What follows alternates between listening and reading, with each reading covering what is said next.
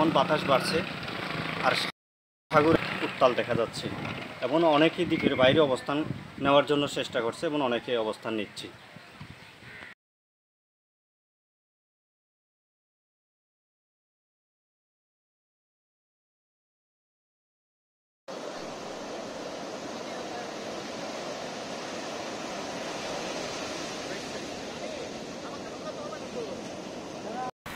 Saint মার্টিনে কিন্তু আমাদের ব্যবস্থা অনেক ভালো।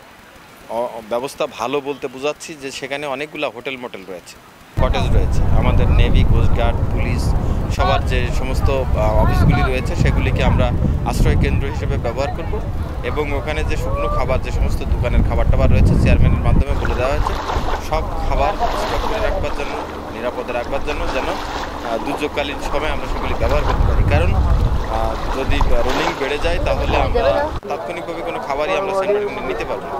সুতরাং সব খাবার যেন দুর্যোগকালীনে ব্যবহার করতে পারি এবং একই সাথে সব হোটেলগুলোকে আমরা সাইক্লোন শেল্টার হিসেবে ব্যবহার করবো সেন্ট মার্টিনে। সেই নির্দেশনা আমরা ইতিমধ্যে দিয়েছি।